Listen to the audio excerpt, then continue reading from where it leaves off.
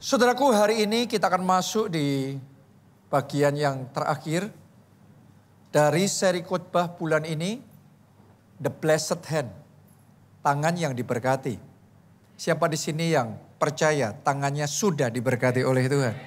Boleh kasih tunjuk tangannya seperti ini? Dengan tangan yang sama kita kasih kemuliaan yang meriah buat Tuhan kita. Nah, dalam bagian yang keempat dari seri khotbah ini, saya akan membagikan tentang tangan yang penuh kuasa. Karena kalau tangan kita diberkati oleh Tuhan, maka tangan kita akan dibuat berkuasa. Oke, kita baca terlebih dahulu Markus 6 ayatnya yang kedua.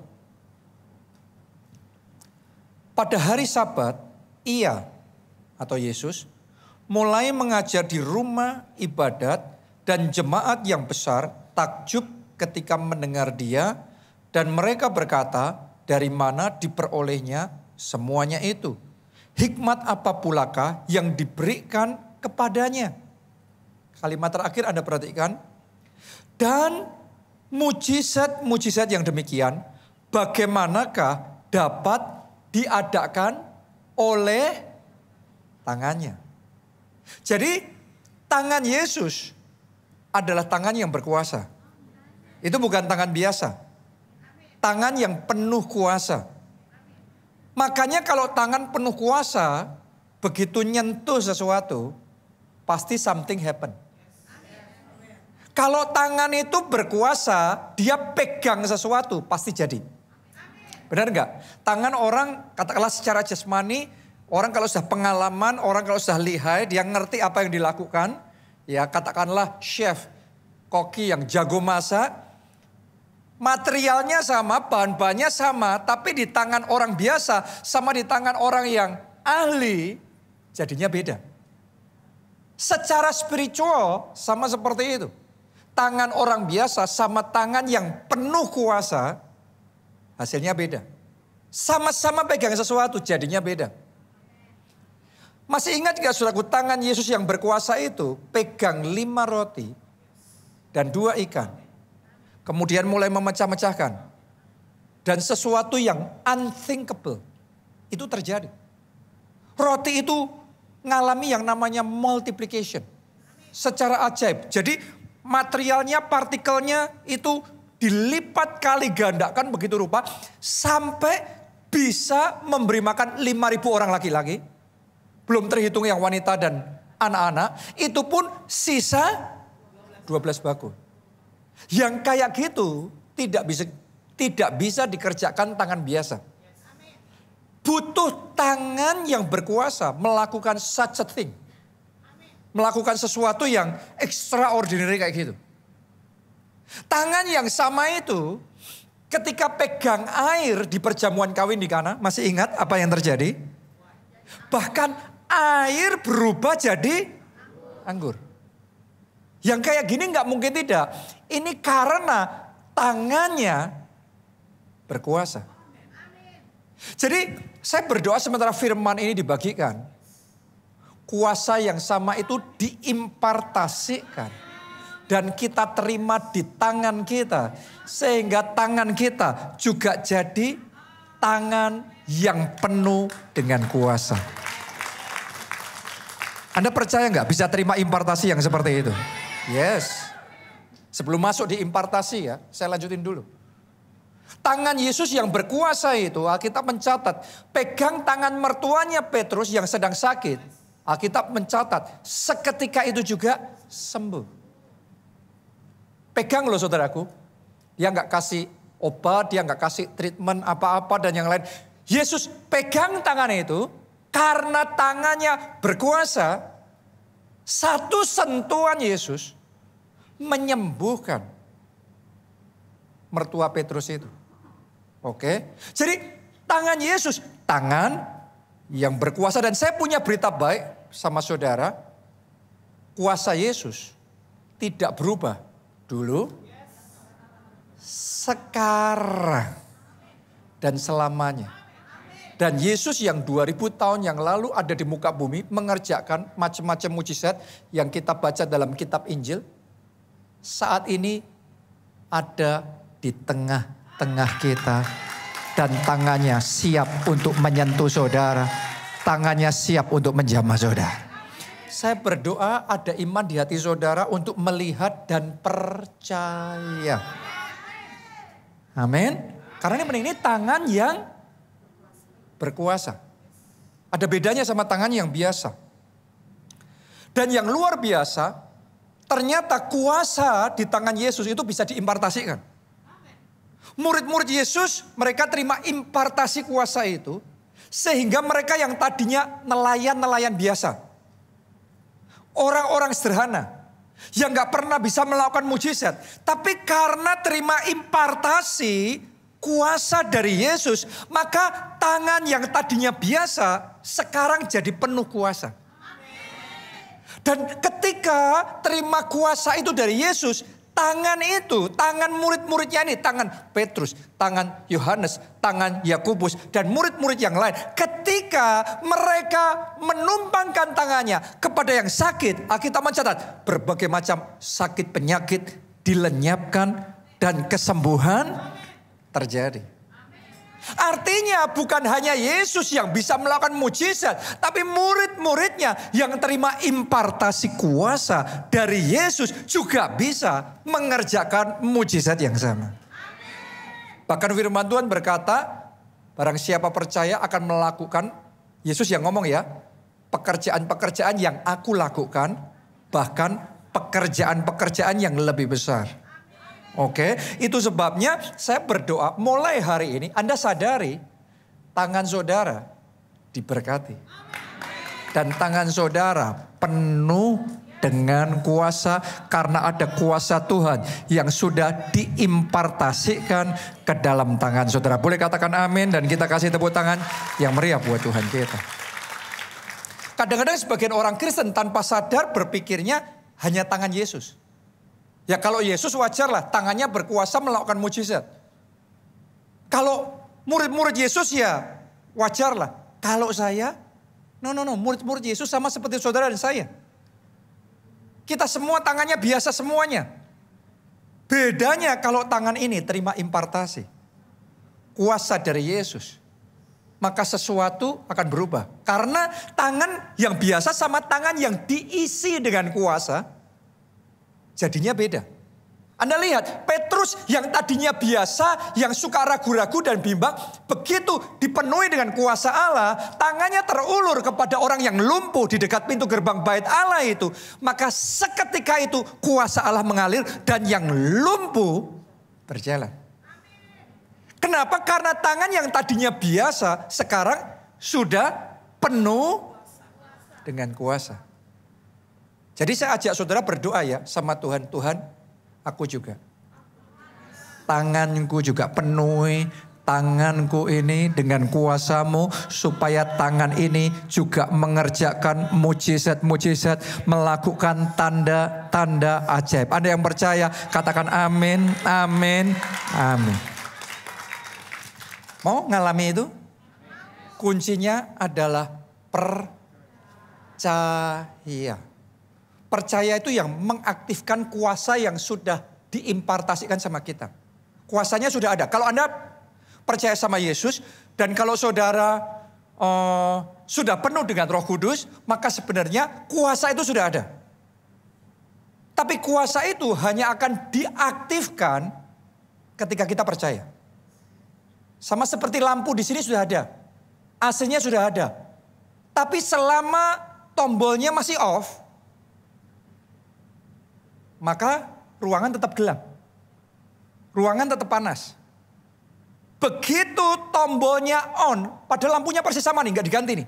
AC-nya persis sama. Begitu tombolnya on, lampunya nyala, ruangan terang. Lampunya AC-nya nyala, ruangan menjadi dingin. Bedanya tombolnya posisinya off atau on. Kalau tangan kita sudah berkuasa, tapi nggak ada mujizat, nggak ada tanda ajaib yang terjadi dalam kehidupan kita, sesederhana mungkin tombolnya masih off. Jadi mulai hari ini saya berdoa, tombol di hati saudara klik jadi on. Tombol di pikiran saudara klik. Jadi Coba Anda baca ya, Markus 16 ayat 17. Ditulis begini. Tanda-tanda ini. Mujizat-mujizat ini. Keajaiban-keajaiban ini. Akan menyertai siapa?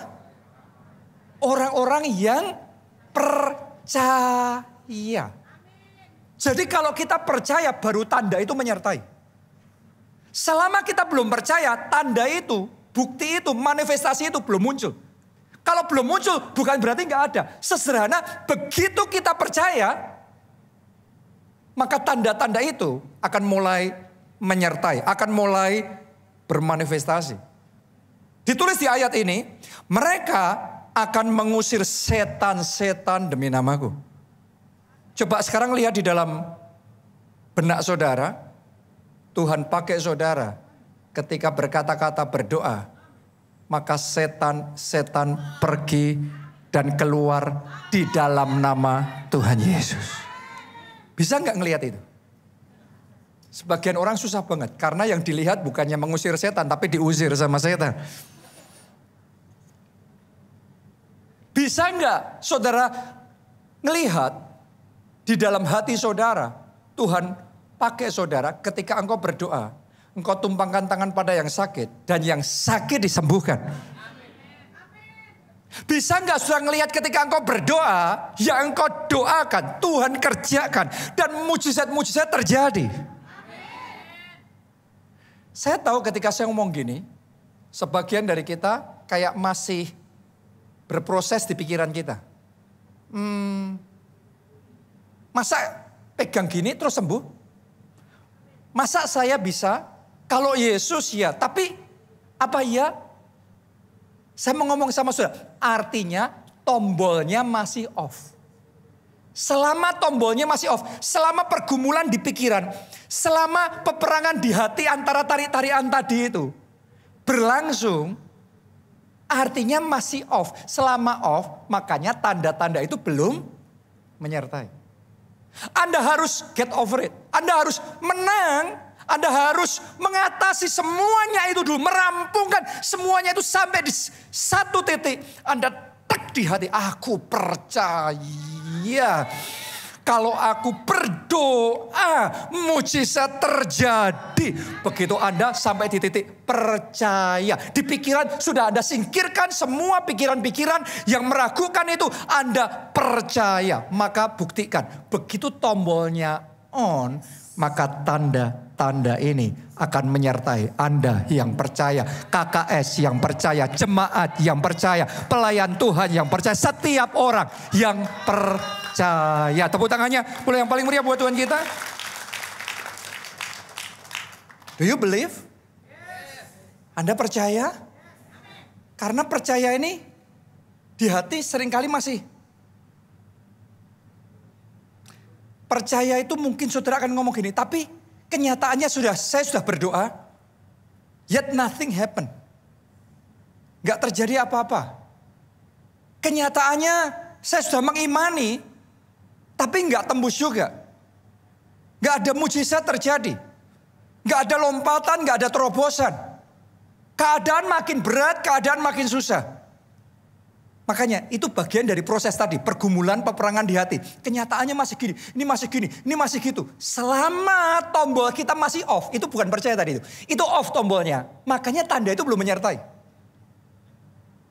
Tombolnya on itu gimana? Sehingga bisa hidup lampunya, AC-nya bisa hidup. Sehingga tanda-tanda itu bisa hidup, bisa menyertai. Mujizat itu bisa dimanifestasikan. Itu yang dilakukan oleh Abraham. Abraham itu percaya. Seperti apa percayanya? Alkitab ngomong, sekalipun tidak ada dasar untuk berharap. Namun Abraham berharap juga. Sekalipun secara usia sudah terlewat. Umurnya sudah 100 tahun. Dia sudah gak subur. Istrinya juga sudah gak subur. Secara manusia gak mungkin bisa punya anak. Tapi dia tetap percaya. Against all odds. Melawan semua situasi, kondisi, fakta. Sebelum tombolnya off, sebelum tombolnya on, Orang kalau tombolnya masih off di pikiran nih, faktanya gini, kenyataannya gini, situasinya begini. Buat Abraham, sekalipun kenyataannya, situasinya, kondisinya, dan lain sebagainya begini. Tapi aku tetap percaya. Nah, tanda-tanda ini menyertai orang yang percaya. Doa saya mulai hari ini, Tuhan bangkitkan iman percaya di hati saudara. Tuhan bangkitkan, gobarkan hati untuk percaya. Jadi kalau saat ini situasi saudara serba minus, lebih minus lagi dan tambah minus lagi. Oh, doa saya engkau gak kehilangan iman. Doa saya engkau gak membiarkan intimidasi dan kebimbangan dan keraguan mulai mempertanyakan. Dan kemudian switchnya balik off. Dan selama switchnya off, tanda itu belum bisa muncul. Jadi mulai hari ini walaupun kenyataannya minus, kenyataannya mundur, kenyataannya turun, kenyataannya berat. Tapi mulai hari ini imanmu tetap kokoh. Imanmu tetap teguh. Aku cakap menanggung segala perkara. Perkara yang ini aku bisa handle. Perkara itu pasti bisa. Perkara yang ini pun pasti tembus. Aku cakap menanggung segala perkara di dalam Yesus yang memberi kekuatan kepadaku. Apakah saudara percaya di dalam menghadapi perkaramu itu, perkara legal itu, perkara sakit penyakit itu, perkara pernikahan, perkara keluarga itu? Apakah Anda percaya Yesus memberi kekuatan, Yesus memberi hikmat, Yesus memberi jalan buat saudara, Yesus memberi solusi, Yesus memberikan kemampuan untuk menghandle situasi itu? Kalau engkau percaya, walaupun situasinya berbeda, tapi tanda-tanda itu akan menyertai.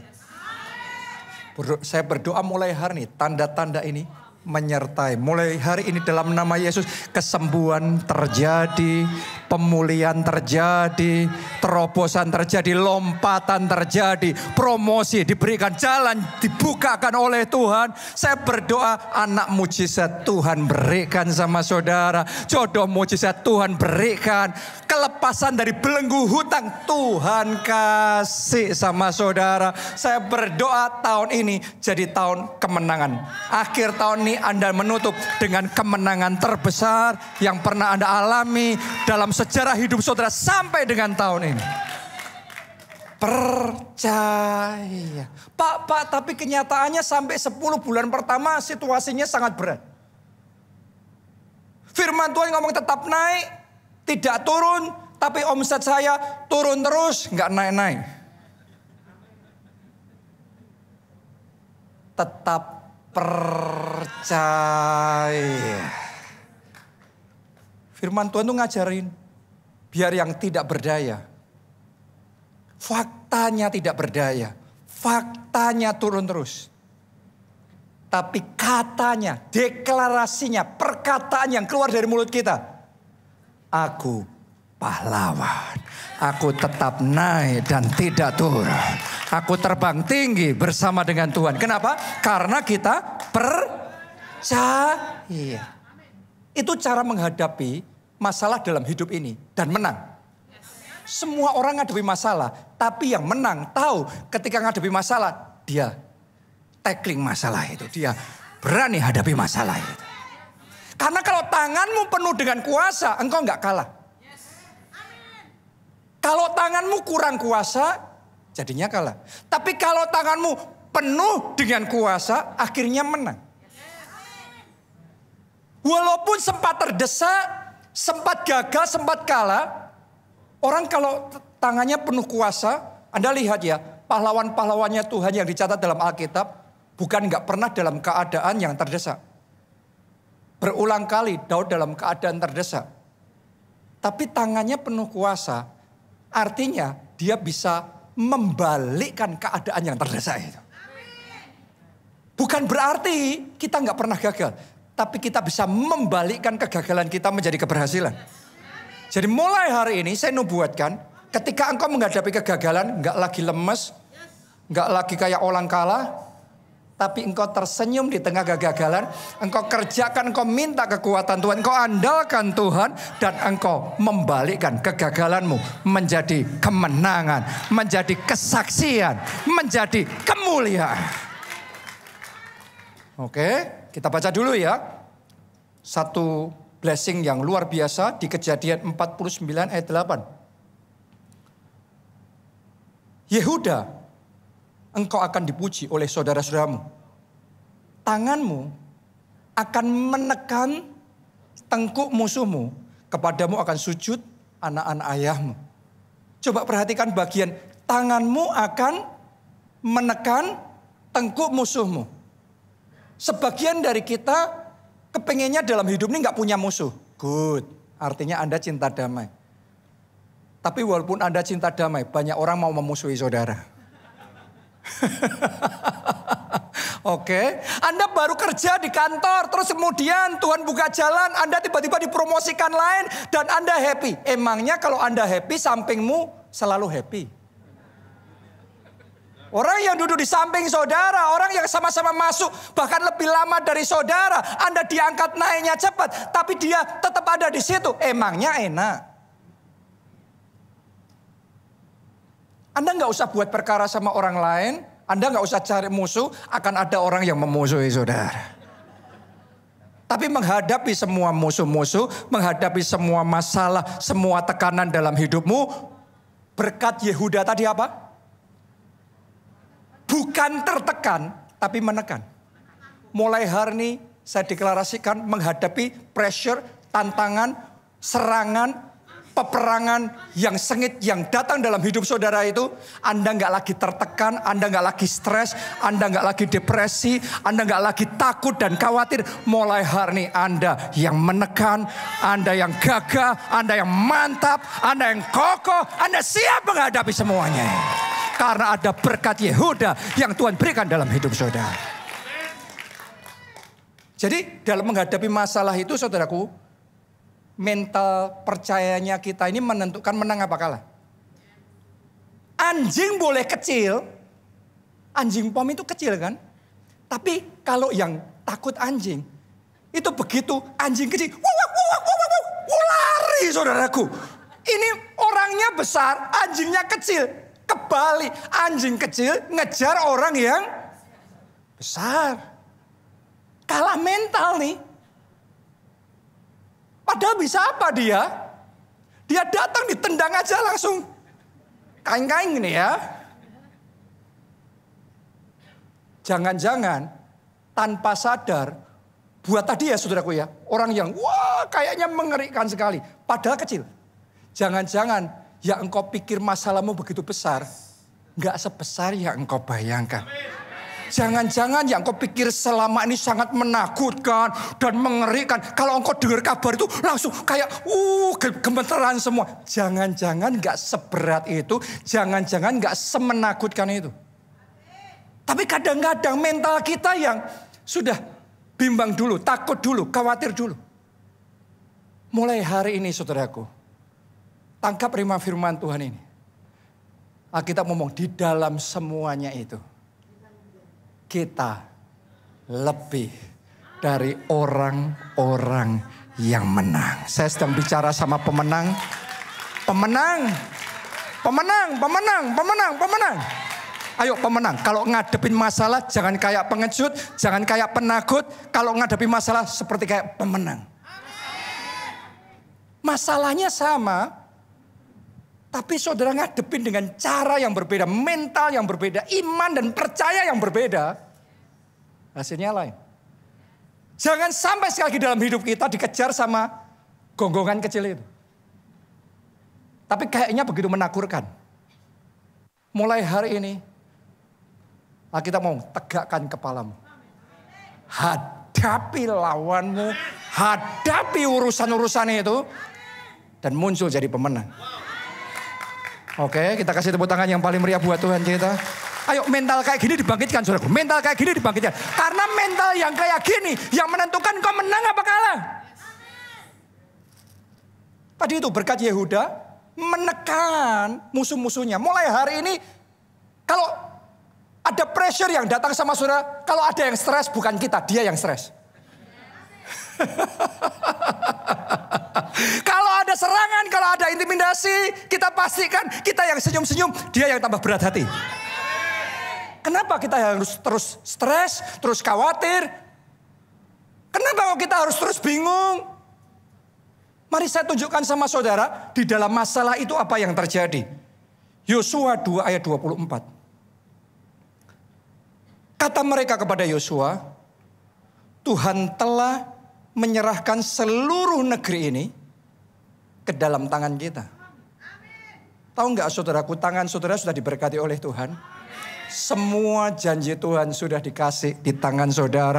Kesembuhan sudah dikasih di tangan saudara. Mujizat sudah dikasih. Rumah mujizat sudah dikasih sama saudara. Anak mujizat sudah dikasih sama saudara. Promosi mujizat sudah dikasih di tangan saudara. Amin. Nah, mari kita lihat. Ditulis begini. Bahkan seluruh penduduk negeri itu apa? Gemetar menghadapi kita. Penduduk negeri mana itu? Yang gemetar ini?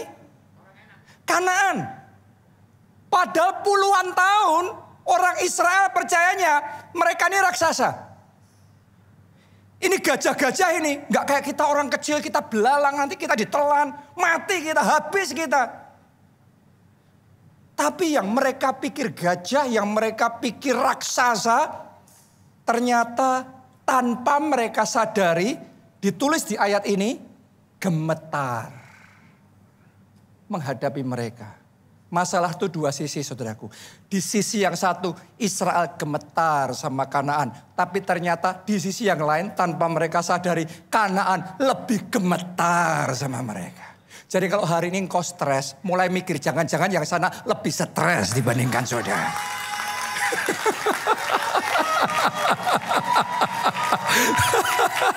Anda tidak lagi tertekan, Anda yang menekan, Anda tidak lagi terdesak, Anda yang menang. Tuhan menyertai saudara.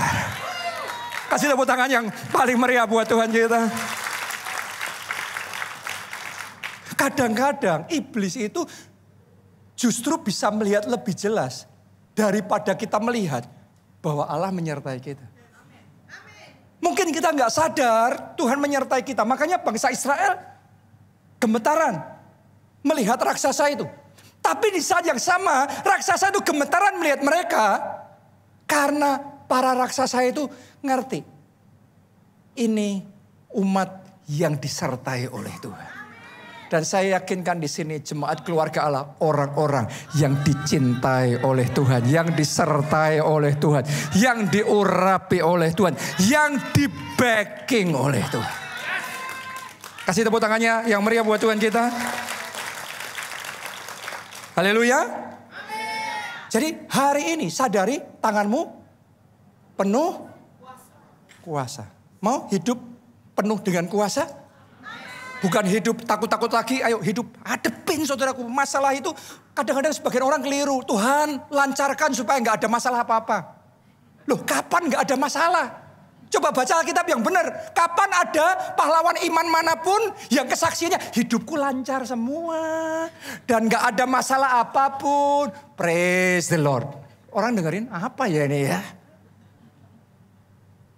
Di balik semua kemenangan besar selalu ada peperangan besar yang mendahuluinya. Oke, jadi kalau peperanganmu tambah besar kan sukanya cerita masalahnya gede banget kan. Tenang saudaraku, di balik masalah yang gede banget itu akan ada kemenangan yang lebih gede, akan ada terobosan yang lebih besar yang menyertai saudara. Anda mau punya kehidupan yang penuh dengan kuasa, tangan yang penuh dengan kuasa? Yang pertama rahasianya bangun koneksi sama Roh Kudus. Karena koneksi itu yang menentukan yes or no. Koneksi itu yang menentukan deal apa tidak deal. Bukan sekedar doanya. Tapi koneksinya. Saudara aja sama teman saudara, sama orang-orang di sekeliling saudara juga sama. Kadang-kadang orang ini ngomong gini gitu, minta ini minta itu. Anda no. Tapi ada orang-orang tertentu. Kalau dia yang ngomong sama saudara. Yang lainnya no, tapi buat dia ya. Bukan permintaannya yang beda, bukan omongannya yang beda. Tapi koneksinya, hubungannya yang berbeda. Suami istri coba ngomongan hal yang sama. Kalau mood hatinya lagi gak enak. Jadinya ngamuk semua, jadinya marah-marah semua. Tapi omongannya gak berubah, persis sama. Tapi mood hatinya, relationshipnya baik. Semuanya jadi gampang. Semuanya jadi oke. Jangan-jangan selama ini requestmu ke sana gak pernah nembus. Karena engkau lupa membangun koneksi sama Roh Kudus. Isinya cuma datang sama Tuhan minta ini, minta itu, minta ini, minta itu. Anda cobain aja praktekin sama orang. Setiap kali datang minta ini, minta itu. Melihat wajah saudara sudah lari dia. Benar enggak? Anda harus belajar tahu bagaimana membangun koneksi yang baik. Hubungan yang baik. Saudara tahu kan? Kalau Anda berjuang sendiri sama Anda punya koneksi. Sama-sama mau ngedilkan sesuatu jadinya beda. Ngurus perizinan yang sama sendiri sama ada backingannya saudara. Pasti berbeda juga. Ya, Anda mau masuk di satu perusahaan untuk nawarin sesuatu sendiri ya bisa. Tetapi ketika ada yang mendukung saudara jadinya beda. Sama manusia aja gitu. Seperti itu dan lebih lagi sama Tuhan.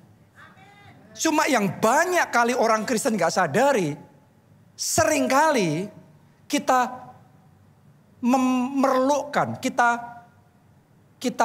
mengutamakan membangun koneksi sama manusia. Wah, sama atasan kita punya waktu, ditelepon teman kita oke. Sama ini kita ketemu, ya ini ya itu sepanjang hari. Pertanyaannya, bagaimana cara saudara membangun koneksi sama Tuhan? Tadi pagi saudara bangun. Saudara langsung sibuk? Atau yang engkau pikirkan pertama, Roh Kudus dulu. Yang engkau ingat pertama, bangun adalah menyembah dan menyenangkan hatinya terlebih dahulu. Karena beda hatinya Tuhan ngelihat kita begitu bangun langsung sibuk ini sibuk itu. Sepanjang hari gak mikirin. Hanya kalau sudah kepepet lagi kita tanya sama Tuhan. Doa sama Tuhan. Sama dia ngelihat tiap hari itu Anda buka mata pertama yang Anda ingat Roh Kudus. Orang lain sibuk ini sibuk itu. Tapi engkau duduk diam di bawah kaki Tuhan. Engkau naikkan pujian. Engkau naikkan ucapan syukur. Engkau naikkan pengakuan. Engkau ambil waktu untuk bersekutu. Ngobrol sama, ngomong cerita sama Roh Kudus. Pas Anda melakukan hal itu kayaknya gak ada apa-apanya. Tapi Anda harus tahu. Anda sedang membangun koneksi dengan Roh Kudus. Anda sedang membangun relationship dengan Roh Kudus. Itu yang akan menentukan posisi hatinya dia sama saudara seperti apa. Dan kalau sudah seperti itu, seringkali bahkan kita nggak minta pun kalau hatinya Roh Kudus tersentuh sama saudara. Dia yang cari jalan, dia yang cari cara untuk memberi kejutan. Untuk mengerjakan sesuatu yang indah. Untuk mengerjakan hal-hal yang luar biasa dalam hidup saudara. Tepuk tangannya boleh yang paling meriah buat Tuhan kita. Karena itu hari ini saya ajak bangun kedekatan sama Roh Kudus. Buat Roh Kudus tahu bahwa kalau orang lain gak punya waktu beribadah, Anda punya waktu beribadah. Kalau orang lain terlalu sibuk untuk Pondok Daud, tapi Anda punya waktu Pondok Daud hanya datang hanya untuk memuji menyembah Tuhan. Ternyata ini nyempetin bener loh. Kalau ada teman saudara yang nyempetin sampai kayak gitunya sama saudara, Anda sendiri pasti beda sama teman saudara yang cuek sama saudara. Roh Kudus itu pribadi, Anda gak bisa treatment kayak robot, no. Treatment Roh Kudus yang benar. Perlakukan yang istimewa. Buat dia ngelihat bahwa kalau buat Roh Kudus Anda mau, Anda rela, Anda VIP kan dia. Nanti Anda akan lihat hidupmu akan berbeda. Itu poin yang pertama. Poin yang kedua, bangun kehidupan doa saudara. Poin pertama sama kedua ini menentukan saling berhubungan. Karena relationship dibangun dalam kehidupan doa. Dan bangun stamina berdoa. Saya perlu tekankan itu. Semua orang Kristen berdoa, tapi staminanya beda. Benar apa tidak? Kalau ibu-ibu di sini, saya tahu punya stamina panjang untuk shopping. Kalau bapak-bapak beda ya. Kita baru sebentar shopping, ayo cepat. Artinya stamina shoppingnya bapak-bapak sama ibu-ibu beda. Ada sebagian orang punya stamina membaca juga beda. Ada sebagian yang membaca sepanjang hari pun tahan. Tapi ada yang baru 5-10 menit membaca sudah pusing. Staminanya beda. Tahu nggak saudara? Doa juga sama. Stamina doa kita perlu ditingkatkan. Kenapa? Waktu bangsa Israel perang melawan Amalek, Yosua mimpin perang secara jasmani, pakai pedang tombak. Terus Musa naik ke atas, angkat tongkatnya, berdoa. Ini tongkat doanya. Dan kalau dia naikkan tongkat itu, Israel menang. Kalau dia turunkan, Israel kalah. Hanya ketika Musa naikkan terus dan tetap naik walaupun capek, tetap naikkan. Walaupun jenuh, tetap naikkan. Walaupun sudah gemeteran semua, tetap dinaikkan. Sampai di satu titik baru Israel mengalami kemenangan final. Bukan cuma menang angin, tapi menang final. Menang total. Kalau staminanya Musa nggak cukup, baru separuh jalan dia benar-benar sudah nggak tahan dan dia turunkan. Maka walaupun awalnya sempat menang angin, pada akhirnya finalnya kalah. Saudara harus tahu, di dalam peperangan kehidupan ini, ada kemenangan tertentu yang Anda baru bisa dapat kalau stamina doamu cukup. Karena ada peperangan yang pendek, ada peperangan yang maraton. Tidak semua peperangan itu termasuk kayak Daud. Minggu lalu kalau nggak salah atau minggu sebelumnya. Ya, Daud ngadepin peperangan sama Eliezer tinggal berdua. Semua rakyat sudah lari. Sampai dia begitu terdesak. Jadi tidak selalu Daud itu perang menang. Kayak sama Goliat, sekali lempar langsung Goliatnya jatuh. Sekarang Daud ada di situasi yang terdesak. Dan di dalam situasi terdesak butuh ketahanan iman saat yang lain sudah ngacir, yang lain sudah lari, dia bertahan sendiri di situ. Butuh ketahanan doa saat yang lainnya sudah menyerah dan berhenti berdoa. Untuk engkau tetap gigih berdoa, tetap semangat berdoa, tetap konsisten berdoa, tetap berapi-api berdoa, tetap sungguh-sungguh berdoa. Butuh stamina berdoa, maka engkau akan mengalami kemenangan final. Kemenangan total di dalam kehidupan saudara. Oke, ini prinsip yang penting. Yosua yang tadinya di bawah perang jasmani, Musa di atas perang rohani. Begitu tiba waktunya, Yosua yang mimpin, ternyata strategi yang sama dipraktekkan oleh Yosua. Baca ya, di dalam Yosua 8 ayat 18 dan 26. Lalu berfirmanlah Tuhan kepada Yosua, acungkanlah lembing yang ada di tanganmu ke arah Ai.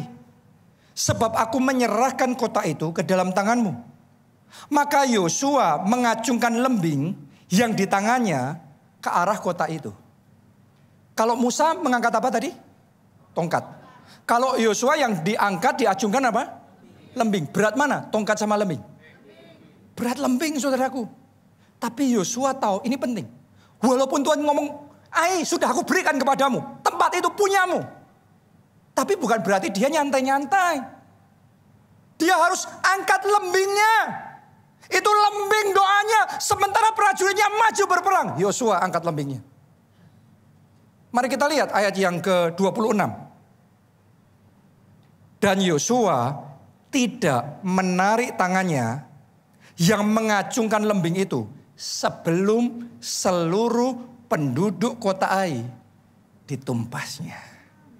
Jadi ternyata strategi yang bersama. Hanya ketika dia punya stamina yang cukup untuk mengangkat lembing doanya itu, maka kemenangannya final. Kemenangannya total. Sebagian orang dalam hidupnya itu kemenangannya cuma maju mundur, maju mundur. Hari ini saya ingin tantang saudara, tingkatkan stamina doa saudara. Tingkatkan ya ketahanan doa saudara. Yesus waktu mentraining murid-muridnya untuk berdoa, dia ngomong gini, tidak sanggupkah kamu berjaga-jaga barang 1 jam. Barang 1 jam itu berarti bukan wow 1 jam lama banget. No. Barang 1 jam itu minim 1 jam. Berarti buat muridnya Yesus, dia ngomong kalau kamu doa minim 1 jam. Itu training doa dari Yesus. Hari ini saya ingin ajak semua jemaat keluarga Allah, Anda juga yang mengikuti secara online. Doa minim 1 jam tiap hari. Itu yang diajarin Yesus. Minim 1 jam tiap hari. Minim 1 jam tiap hari. Doa minim 1 jam tiap hari. Tingkatkan stamina doa saudara. Tingkatkan ketahanan doa saudara. Nanti kalau 1 jam sudah bisa, I challenge you, I dare you to go beyond. Karena ada peperangan tertentu 1 jam aja gak cukup. Butuh double porsi. Tapi doa itu benar-benar besar kuasanya, itu bukan retorika. Hanya orang yang gak dong yang nganggep doa itu retorika. Doa itu penuh dengan kuasa. Kalau Anda tahu prinsipnya, Yosua perang di bawah, Musa angkat tongkatnya. Begitu Musa jadi pemimpin, oke, prajuritnya perang di bawah. Yosua angkat lembingnya. Mulai hari ini Anda akan berjuang secara jasmani, harus berjuang. Tapi tongkat doamu, lembing doamu, stamina doamu harus ditingkatkan, harus dinaikkan, harus dilipat kali gandakan. Dan lihatlah kemenangan final. Dan kalau saudara sudah diurapi Tuhan dengan kuasa, pakai tangan saudara untuk mengerjakan mujizat. Orang tua pakai tanganmu bukan melakukan KDRT di rumah tangga. Tangan saudara mesti dipakai untuk menyayangi anak-anak saudara. Menyayangi pasangan saudara, memberkati, mendoakan dan memberkati mereka. Kalau tangan saudara diurapi oleh Tuhan dan Anda pakai tangan untuk memberkati anak-anak saudara, anakmu diberkati oleh Tuhan. Tangan jangan dipakai untuk berdosa. Tangan dijaga. Bersih, kudus. Dan dipakai untuk berkarya. Ketika engkau berkarya, engkau akan melihat. Ada kemenangan dan ada terobosan besar yang terjadi. Kalau saudara punya teman yang sedang sakit, berani tumpang tangan pada yang sakit. Di jemaat di tempat ini saya perhatikan. Orang-orang yang gak punya keberanian yang kokoh untuk berani tumpang tangan, berani mendeklarasikan ke semua, yang gak pernah mengalami mujizat. Tapi saya sudah mendengarkan orang-orang yang cukup nekat untuk berani percaya. Kuncinya percaya itu tombol on. Berani tumpang tangan, berani mendeklarasikan kesembuhan. Maka kesaksian-kesaksian, tanda-tanda itu menyertai orang-orang yang percaya. Amin. Anda mau? Mari kita bangkit berdiri bersama-sama.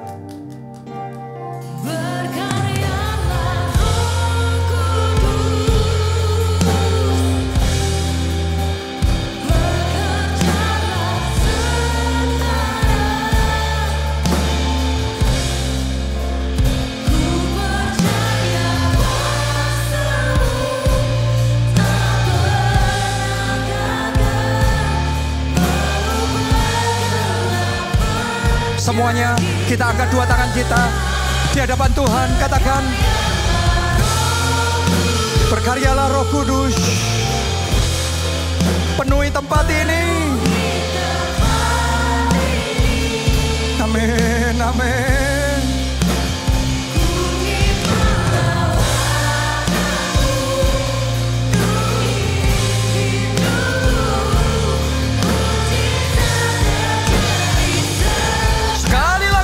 Semuanya bersama. Berkaryalah Roh Kudus,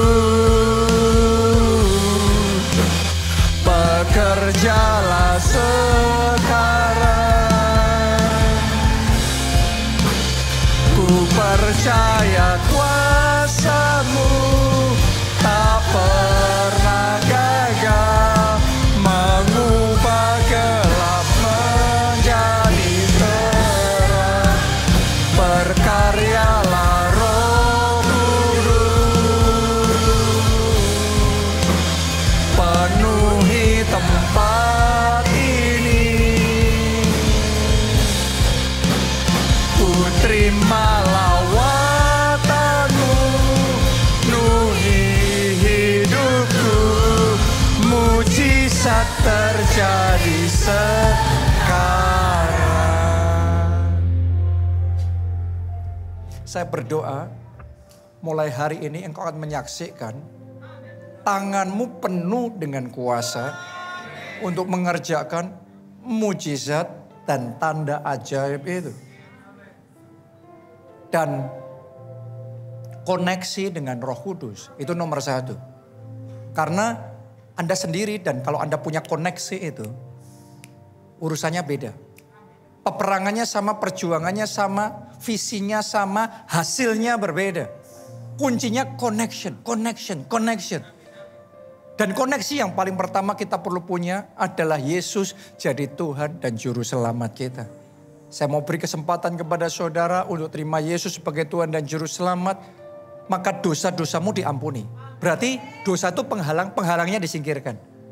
Kemudian engkau diberi jaminan keselamatan untuk bisa masuk dalam kerajaan surga. Jaminan keselamatan. Itu mujizat pertama dan terbesar yang Anda bisa alami. Yaitu keselamatan. Anda gak harus lagi binasa di api neraka. Tetapi Anda bisa selamat masuk di dalam kerajaan surga. Anda yang mau itu, kita angkat dua tangan kita dan ikuti doa ini. Tuhan Yesus, masuklah dalam hatiku. Jadi Tuhan dan Juru Selamatku. Mulai sekarang, aku milik Tuhan Yesus. Aku mau ikut Tuhan Yesus. Pakai aku jadi saksi-Mu ya Tuhan. Aku percaya, aku sudah diselamatkan. Terima kasih Tuhan. Amin. Yang kedua, saya mau berdoa saat ini supaya tangan-tangan kita ini diurapi oleh Tuhan. Seperti murid-murid Yesus terima impartasi kuasa dari Yesus. Sehingga tangan biasa jadi tangan penuh kuasa. Anda yang mau terima impartasi kuasa dari Tuhan, kita angkat kedua tangan kita di hadapan Tuhan. Yang bisa bahasa roh, Anda berdoa dalam bahasa roh. Yang belum, Anda berdoa dalam bahasa Indonesia. Katakan, urapi tanganku ini ya Tuhan. Penuhi dengan kuasa-Mu ya Tuhan. Penuhi dengan kuasa-Mu ya Roh Kudus. Pakai tangan ini untuk mengerjakan mujizat. Mulai hari ini tangan ini tidak akan kalah. Mulai hari ini apa saja yang dikerjakan tangan ini menang, berhasil, tembus, terobosan terjadi. Oh, urapi Tuhan, urapi tangan-tangan ini, urapi ya Roh Kudus, urapi tangan-tangan ini, penuhi dengan kuasa, penuhi dengan kekuatan, penuhi ya Tuhan, penuhilah.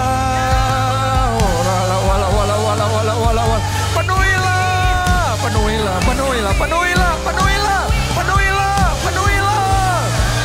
Tangan-tangan kami ini ya Tuhan, mulai hari ini tangan kami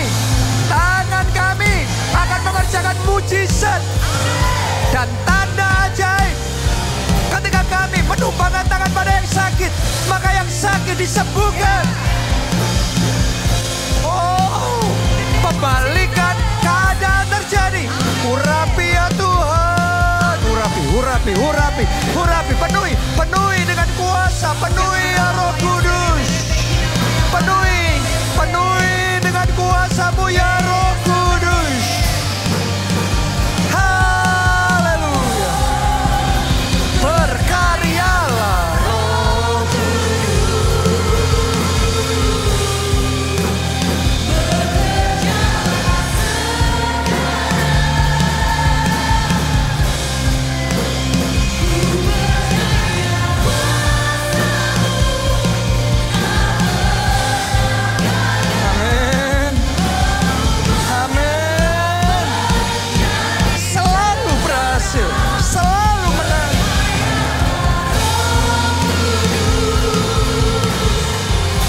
tempat ini.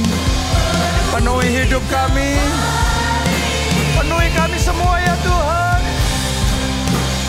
Ku terima lawatan-Mu, penuhi hidupku. Mujizat terjadi sekarang. Ku terima lawatan-Mu, penuhi hidupku. Mujizat terjadi sekarang. Yang terakhir, ku terima lawatan-Mu, penuhi hidupku. Mujizat terjadi sekarang. Haleluya. Terima kasih. Siapa yang percaya tangannya sudah diurapi dan penuh kuasa Tuhan, kita kasih tepuk tangannya yang paling meriah buat Tuhan kita.